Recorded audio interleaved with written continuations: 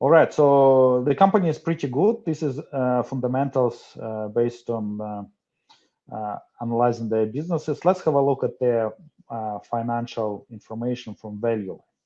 All right, so first of all, current price here is 53. Now it's 56. When I looked this morning after market, it was 56 something. Okay, a bit higher than here. Peer ratio is 9.7. Okay, now if we go in the history and trying to see what PE ratio in average was before, so we can see that it was never like that low. So average, the lows, it was in 2008 in the crisis, 2007 here, 2009, okay, 12.7, and last year, a couple of years ago, it was 12.6. Okay, that's when we looked at this company. We had a master class at that time. Okay, so we can see that at the moment it's the lowest point ever for this specific company. So usually it trades at the higher multiples. Okay, so it's kind of good if you consider a company like that for investing. So another thing, let's have a look at their revenue. So the rates of sales. We can look at revenue as a whole company and also per share. Let's have a look per share because it's easier. So we'll start from the very beginning because I want to show through the 2008. So if we go for that like that, so we can see that 26, 29, 33, and then in 2008, look, they had $43 in sale, and then it dropped to 38, so $5. So it's roughly 13%, 12, 13%. During the heavy crisis, they dropped in revenue only 13%. And after that, it recovered pretty quickly and then never stopped until the current year. Okay, this is prediction in bold shrift. It's a prediction. What had happened that they are reducing the value line, predicts that their sales are going to go down because of coronavirus, and that's the number which they're putting. But then the next in 2021 they have a higher number, and then it grows to $82. So kind of the continuing growth. For us, more important earnings than sales. And if you go and look here, you will see the same pattern. The earnings were growing except 1 year in 2008. And here from the peak was $3.17.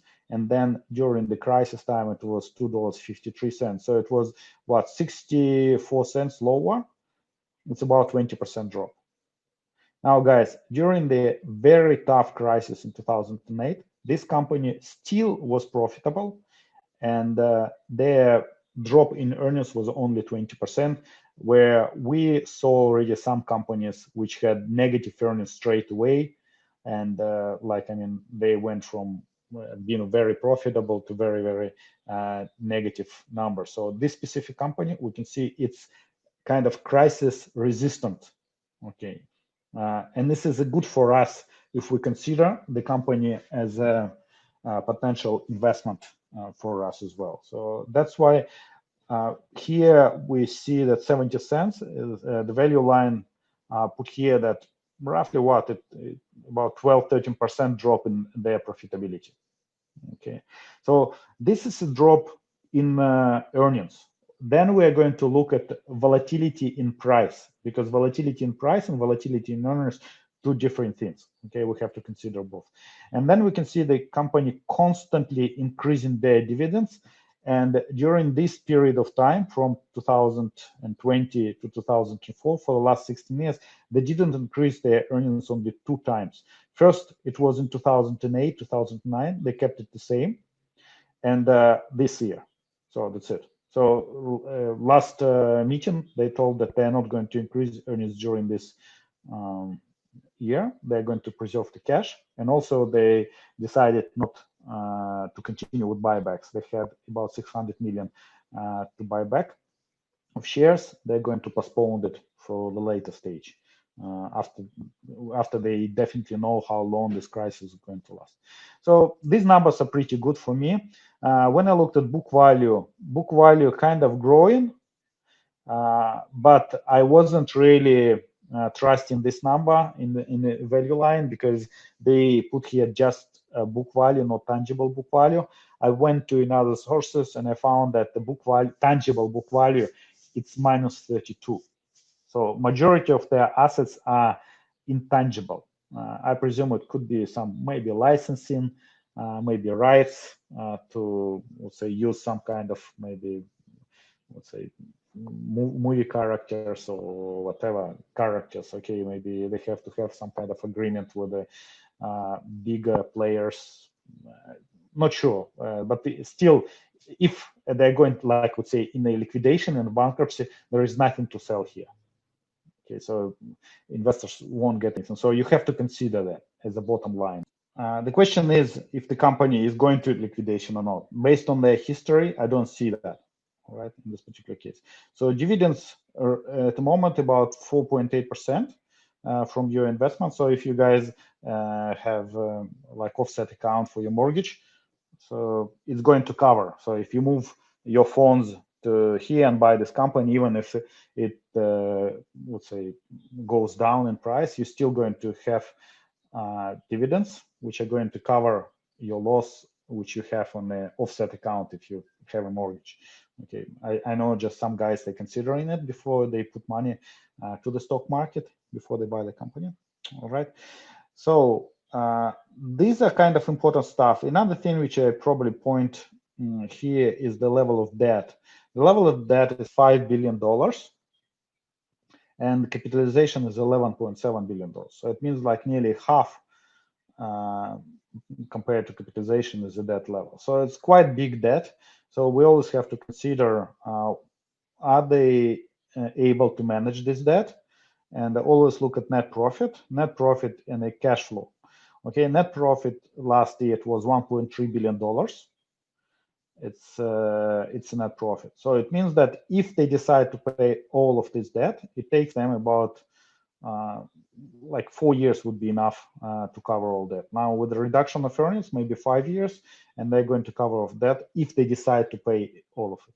Now, in addition to that, if we look at their current assets, they have about 4 billion in cash right now. And also, if we look at cash flow per share, we can see that it's about nearly 25% higher usually than the net profit.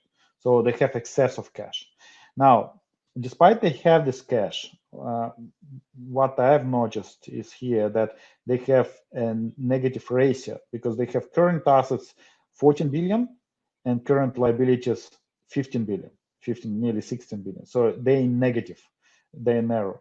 But this is the specific to that particular industry, because in majority of cases here, they take, before they create this campaign for the company, they take cash upwards, and then they develop already the campaign. So they work this game, and you can see it's always was like that. They always went negative. Working capital was negative here all the time. Only few companies can use like that, and usually big companies. I know that Walmart, they can operate in this case. Other companies, they usually have to spend their money, buy the product, buy the services, and then resell it. So they always have to invest.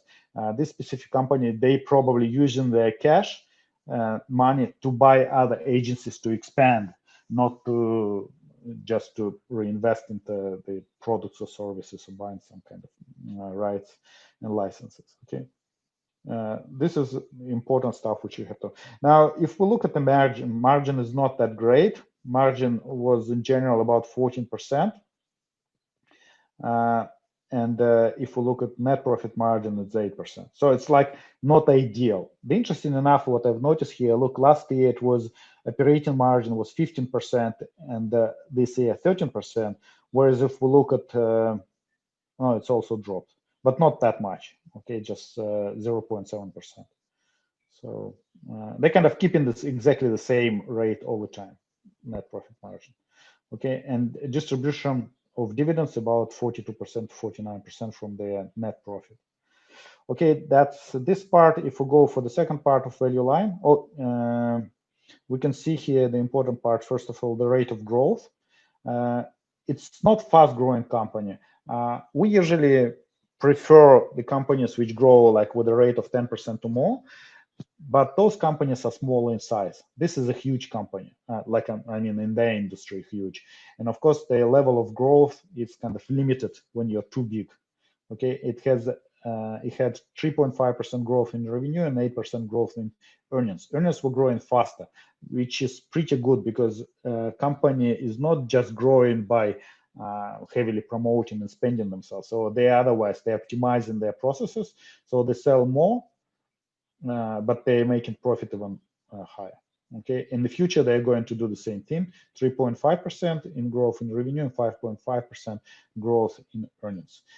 Actually, if we go back, that's the earnings growth, but value line predicts that this company is going to be between $110 and $150 in the next 3 to 5 years. So which represents about 23 to 32% annual growth in the specific case. And even they have this now 18 months prediction target price range. So it's 47 to 99 and middle point is 73. So which is what now is 56, 15% higher, right? So it's pretty good as well. Even more, what 3, 4, 17, right? 70% higher. $70 higher, sorry, 17%. Okay, as we can see, constant profit never failed. Here probably value line is saying the good thing that they restructure their debt. And what I'll do, guys, in a platform, I will adjust to the masterclass the slides which I've got from their website with the reports, and you can go and look at their debt level.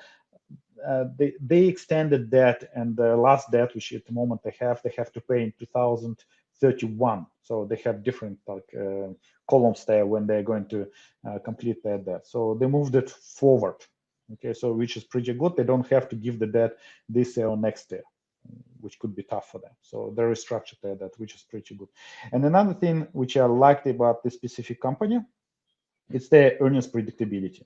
Because every time one company promises that they're going to make so much money in the future, I always look at here. Earnings predictability, 100%. It means whatever they promise, they deliver, okay, which is pretty good. Out of 100 times, 100 times is right. It's only a few companies in the value line universe which can give this universe score. I remember Nike, Nike did the same, and I don't remember other companies which also had 100% predictability rate. So it's pretty good company. Okay. So this is a financial report. The only probably additional thing which I wanted to show you is the institutional ownership.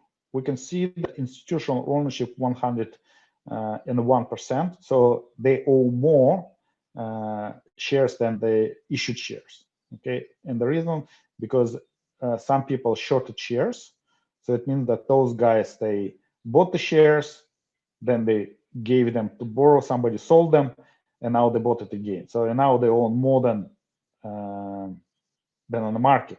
So what it means that if the market start moving up and these guys decide to buy it, so actually there are no shares on the market. It's owned by institutions. So it's definitely a potential for short squeeze.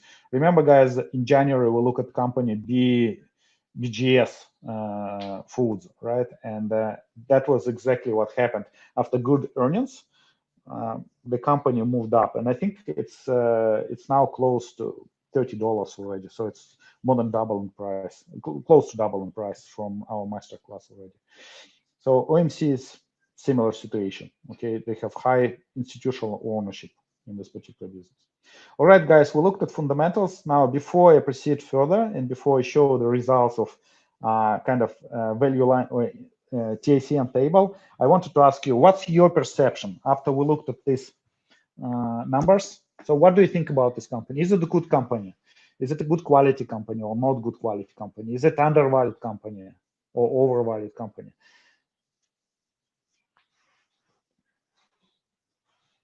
Okay, no, 3 by 4. Nick, good company.